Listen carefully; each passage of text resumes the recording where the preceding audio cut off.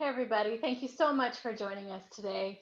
Today we're going to talk a little bit about what's going on currently and how it actually can help you in your future.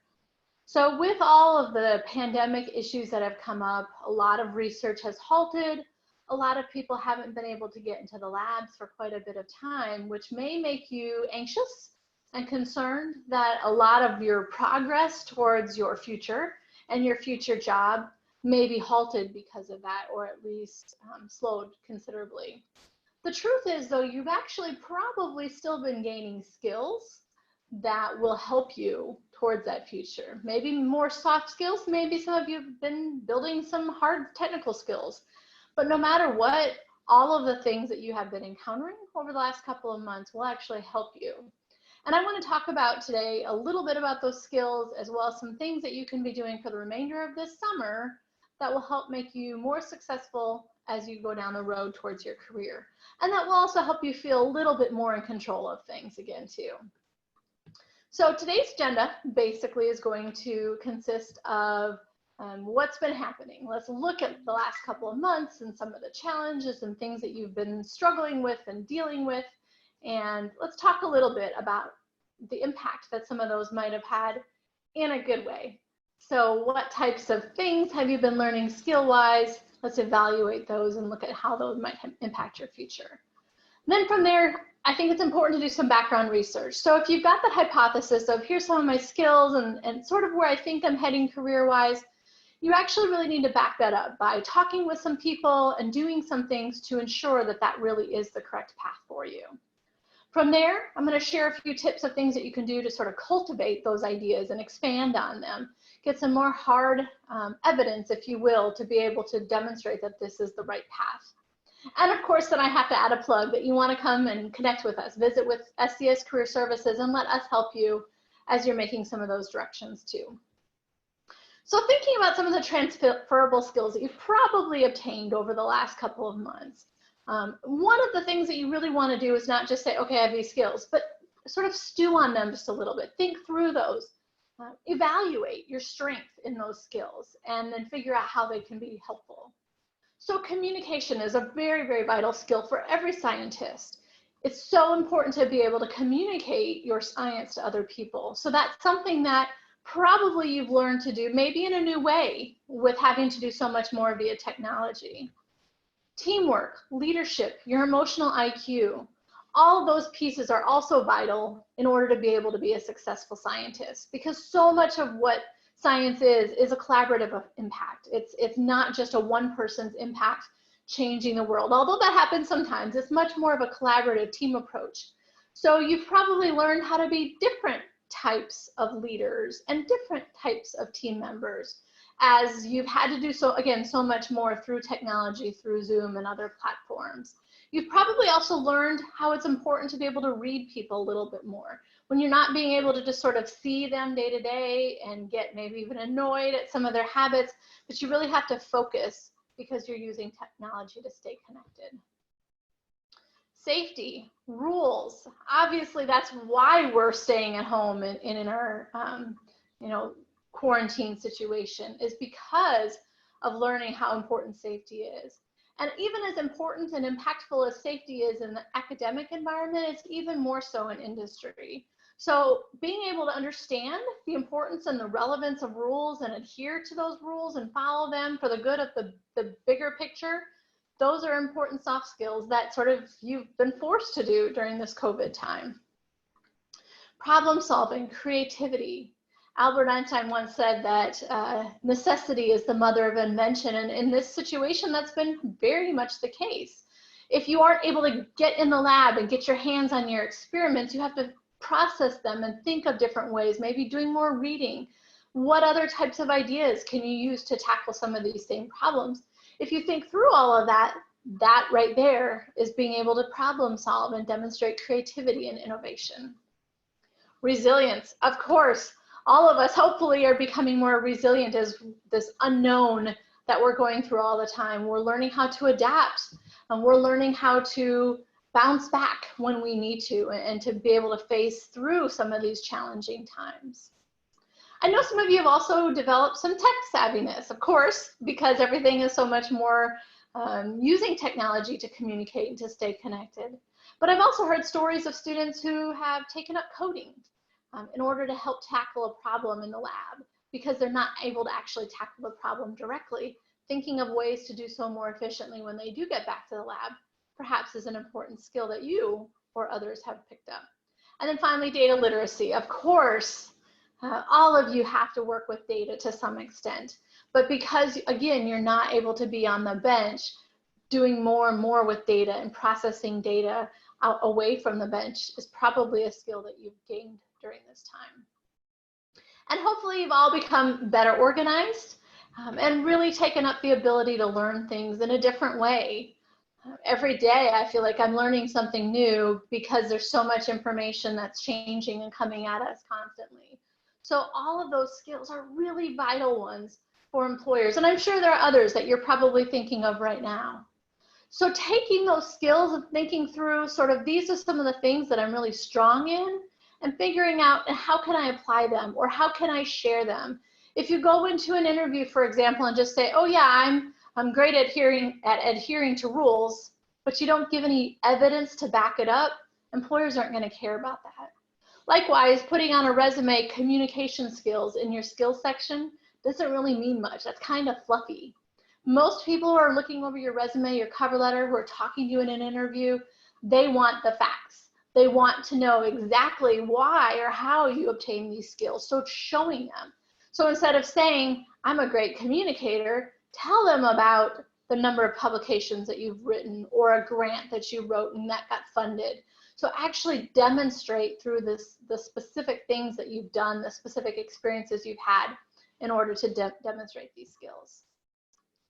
So self-assessing is an important piece of all of this, not just looking at the list of skills that you've just created, but kind of even going more than that. One of the things that I would really recommend you look at doing over the course of the rest of the semester, if you haven't already, is to complete a career interest assessment or an individualized development plan. There are many out there that are good. My favorite actually is put out by Science Careers, and this is the link for that. ACS, of course, I'd be remiss if I didn't also mention theirs as it's more chemistry focused. The Science Careers sort of gives you bigger, broader picture, I feel like, than the chemistry one does, but both of them are good. So go through them both if you've got the time. Also, go back and look at your experiences. What things have you done that might give clues to what you might want to do in the future? So maybe you TA'd or you tutored. How was that experience? Did you love it? Did you love getting up in front of students? If so, that could be a good indicator that maybe an academic career is something that you should consider. If you say, I don't like the TAing, but I liked supervising someone in my lab, that also could be an insight. So maybe you're in a role where you get to do some training or some teaching, even if it's not a formal one in the classroom. Writing.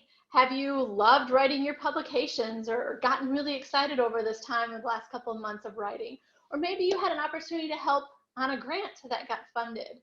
What does that look like? Writing can take a lot of different forms within a career. So maybe that's something you want to do full time. Maybe you want to become an editor for JAX or something. But maybe you're thinking, well, I want to do this more as a sideline, but I do enjoy it. So thinking through some of those experiences are really important. Safety. Since we've had JST, I know a lot more people have gotten interested in safety, either in how it impacts a regular job or even working for, like here, our university Division of Research Safety. We've had an alum go do that. So there's a lot of different places where you can apply your love of safety, your love of rules, and helping enforce those. Have you been involved in a committee, an organization? This one, WCC, or perhaps DCGSAC. Is there another organization that you've been involved in that maybe has nothing to do with chemistry, but where you feel like you've really built some solid teamwork or leadership skills? And how did you love that? If you love that, then maybe that's another indication that you want to be in that type of an environment. You want to be able to use some of those softer skills in addition to your hard technical lab skills and so forth. Have you had an opportunity to collaborate with a company through the research that you've been doing in your lab or a project you've been working on? Do you get really charged up every time there's a meeting with that group? Or is it something you just kind of do because you have to, because that's who's funding your project?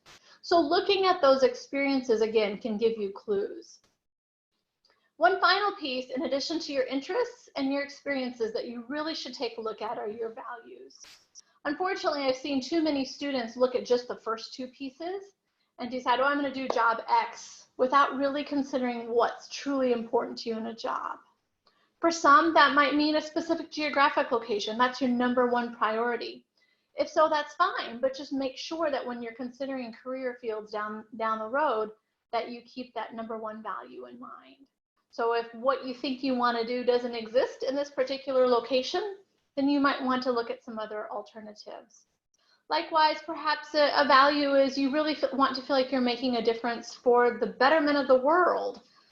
Or perhaps you want to really be making an impact in a health field particularly.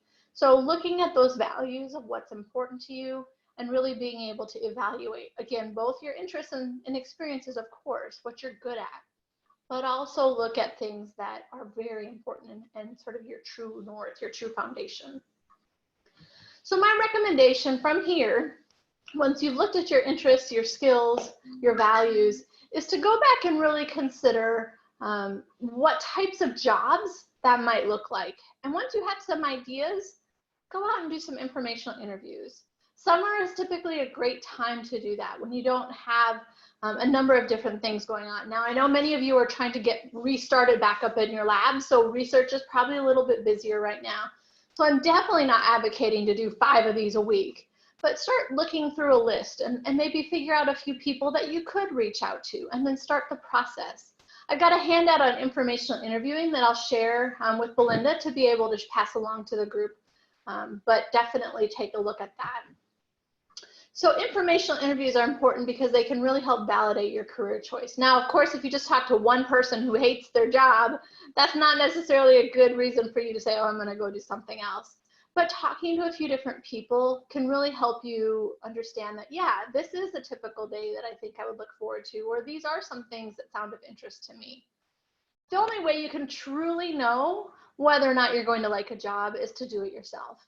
And so that's one of the reasons that we really recommend internships and so forth. But short of that, talking to people who are in those roles can also be very helpful. Narrow down a list of potential employers by talking to people who are in those organizations. So if you find out that perhaps a value for an organization doesn't necessarily align with you, that would be a good way to sort of eliminate that particular employer, or vice versa. Being able to consider types of employers as well as specific names of employers that you might be interested in. Of course, with informational interviews, you're also going to be making some contacts. You're going to be able to find out what's really going on in the real world right now. As everything is changing all the time, that's a good way to learn and to sort of build up a vocabulary about what's going on. And then hopefully in a year or two when you graduate, you'll have those contacts that you can reach out to, that you can say, hey, I'm now looking for a job. My recommendation, the best time to do informational interviews is actually earlier on in your graduate career, not in your last year, not necessarily even in your last 2 years. But maybe as a second year or as a third year, to definitely reach out and start building some of those relationships. And then stay in touch with them every 6 months or so. Send a quick note, or when you have a publication that gets done, let them know. And then that way, when it is time to start the job search process, you've got these rich contacts that you can just draw on and reach out to right away. Also, doing informational interviewing can help you obtain just general job leads, and maybe leads to more informational interviews. So you talk to somebody and you think, yeah, it's not quite the right fit, but that person may know somebody else, either a fellow alum or lab mate, or perhaps somebody else within their organization that would be a better fit for you. And then that can help lead to additional connections and contacts. Talking to people in an organization can also help you sort of develop a vocabulary. Just like in your lab, there are certain acronyms that you use or short abbreviations that maybe somebody outside of your lab or even outside of your field wouldn't have any idea about. Similarly, when you talk to people in an informational interview, the more you do that, the more you're going to hear keywords that you can say, hey, can you clarify that for me? What does that mean exactly? And then as you learn, you're going to build up a vocabulary. So that way, when you do go to a job interview down the road, you know how to talk the talk just like they do, and automatically they're going to see you as a better fit. Of course, part of an informational interview is for you to make a positive impression on the potential employer, even if it's a few years down the road. That way they can start thinking about you, and they might even reach out to you and say, hey, we've got this position open, or you might want to think about applying or doing such and such on your resume. So the more you can create a positive impression, the more you'll build potentials for down the road for you too. And finally, I think it just helps you build your confidence.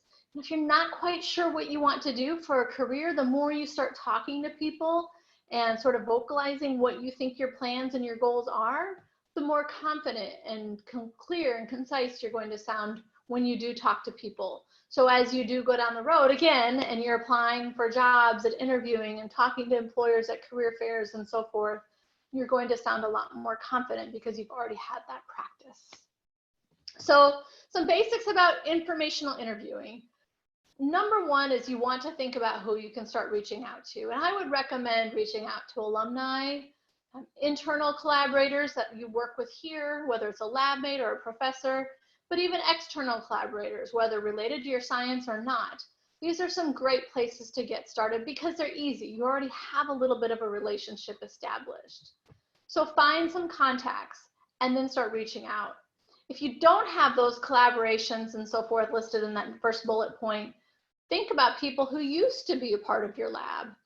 Honestly, most people I've found love to talk about themselves. And so if you get them talking about themselves or their own research, they're going to be a great resource for you. Make sure you're asking the right questions that are open-ended that allow them to do that. But former lab mates, because you have that in common, even if you never cross paths with them, are probably going to be more willing and apt to talk with you. LinkedIn is another great resource. I'm not going to go into that fully here in this workshop, but you're welcome to follow up with me directly later on. And basically with LinkedIn, you can get general information based on their major, what they studied, and then you have this connection with potential alumni. Again, you might not know who they are at all, but as long as you have that connection of being an alumni, they're going to be more willing to take a chance to chat with you. My office can also provide assistance with this. So we have alums that have to fill out every year where they're going. And many of them will tell us, yeah, sure, I'm willing to talk with future students. So if you have a potential area that you're considering or a potential employer or even just a field, or maybe you're looking at something non-traditional, let me know, and I can often provide contact alumni that have said that they're willing to talk with current students. Hopefully your PI can also be a resource here, or your committee members. They might have some contacts that they know of through their fields, or just general colleagues. It might even be a postdoc who knew somebody in their grad work, or a fellow PhD who maybe had a friend as an undergrad that's now doing something different. So make sure you're reaching out to as many people as you can, letting them know what you're interested in. First step would be to email that potential contact. Have a few questions, let them know sort of why you're reaching out. Maybe even ask them 2 or 3 questions via the email that they can answer that way to sort of soften that initial relationship. And then ask for a Zoom meeting, ask for a phone meeting. Set something up through Skype so that you can actually spend 15 to 20 minutes. Don't monopolize their time, don't ask for all day or something like that, but a 15 to 20-minute interview is a great way to get started. And if the relationship goes well, then you might have more meetings or you might talk longer. But make sure, no matter, even if the conversation is great, try to keep that first initial conversation to the 15 or 20 minutes that you promised them you would. From here, once you've done a little research, you've talked to some people, from here, grow. Figure out, what can I do with this? How can I expand on this area? And there are some things that I would recommend you do even yet this summer. First of all, join a professional organization. If there's something related to your field or even to your narrow area, your discipline, get involved. Sit in on webinars, even though I know many of us are webinared to death, but get involved in that organization in whatever way you can. Read publications outside of your research area and in it, of course, but the more you can expand your knowledge, the more you can expand your growth area, the more you're going to be able to see a lot more possibilities that are out there for you. Engage with your committee members. I know many are going to be very open to this, whereas others may not be as open. Either way, see if you can connect with them. Professors love to talk about their research and what's exciting and going on in their lab. So start there if you feel uncomfortable starting a conversation. Read something they've written and talk about it. Reach out to them through email and ask a question about it. And then from there, the conversation can progress. Those people really are, in theory, supposed to be resources and advocates for you, be able to help you and challenge you and help you to grow. So take advantage, build some relationships, not just with your main PI, but also with the people who are on your committee. Build some skills. Think back to those soft skills we talked about at the beginning, or other technical skills that you might need. There are a lot of different places that you can go to build skills. You can take classes, either here at Illinois or online, through LinkedIn Learning, through Coursera. If there's some type of an actual skill that you feel like you need to build and you need to improve upon, don't be afraid to self-assess, to see that weakness area. If you've got time to grow, it's never too late. Take a class. Learn a new whatever, a new language, a new technical skill, learn to code, learn a soft skill, whatever the case might be. The more you can sort of continue to push yourself to grow, to learn, not just in your science, but in other areas as well, the better of a scientist you'll actually end up being. And then share that science. As I mentioned at the beginning, one of the most important pieces of a scientist's sort of soft skill repertoire is being able to share their science. If you can't talk about it, if you can't communicate about it, it doesn't really go anywhere. So figure out ways to do that.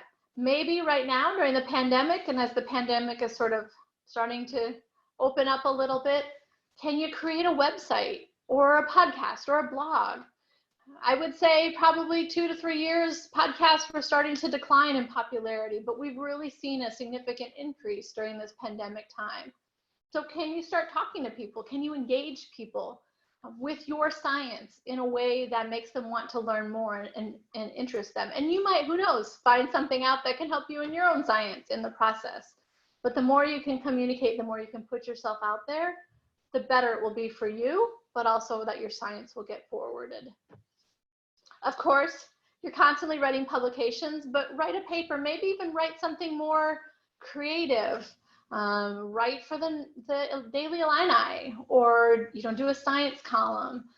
Maybe even do a freelance article for CNEN about something related to the pandemic and how your research fits in with that, or something that you've learned.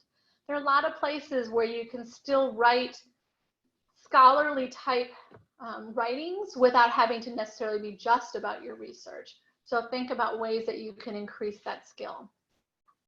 And finally, as I mentioned, be sure to visit SCS Career Services. There are a lot of different things that we can do for you and help you with. We are still virtual right now, but we're happy to set up appointments with you through your Handshake at Illinois account, and we can do a lot of different things via Zoom. Some of those things would include clarifying your career direction. So you can come talk with us and say, I'm kind of thinking about this, but I'm not really sure. What do you think? How do I move forward, and so forth? We also offer a number of workshops, events this year, because most of our virtual recruiting is starting, most of our on-campus recruiting is starting virtually. Our information sessions are going to be open to all students. So we absolutely encourage you, sit in on some of those, learn about a couple of the companies, even if you're in your first year or your second year. Certainly check those out. It helps you to start to think about, yes, this is an organization I might be interested down the road, or no, this isn't the path I really want to go. We also will offer a number of just general workshops on professional development, things like this, but also other events that will certainly be posted in your Handshake at Illinois account. This right now is a great time to work on polishing your resume. If you are even a first-year student, I know a number of first years came to talk with us earlier in the summer because they were applying for fellowships and so forth through the department. Of course, let us help you with your resume. It's never too early to do that. Now, certainly if you're within a year to 2 years of graduation, you absolutely want to be having us look at not just your resume, but also your cover letter, a research summary, because you will need those things as you're looking at employment. If you're looking at an academic track, you may also need a teaching philosophy, so we're happy to look at those for you as well. Practice your interviewing skills. As I mentioned earlier, most interviews right now are being held virtually, so we will be doing virtual interview practice with you as well. Sometimes there's things you don't think about when you're doing a virtual interview or a phone interview that would maybe be the same if you're in a in-person situation. So we can talk about all of those different places with you in interviews and what it's like. Definitely, we can also help you look at your potential contact list or potential employer list to start building that. And then finally, I would also encourage you to check out your Handshake at Illinois account, not only for the events that I've just talked about, but also just to see what jobs are out there. And this is something you can do, again, at any point in your graduate career. Start exploring what you might want to do by seeing what jobs are actually out there. Do a little searching through and say, oh, I like this, but I don't think I have these 3 things yet. How can I add those in while I'm a grad student? So if you wait until your final year to do that, it's a little bit harder to build those skills. Whereas if you're a second or third year, you've still got time to add those skills to your repertoire. So contact our office. We are more than happy to talk with you. Here's our contact information, and through Handshake at Illinois account, you can absolutely schedule an appointment with either me or Jennifer, who's on the call today, at any point, and we're happy to meet with you according to your calendar.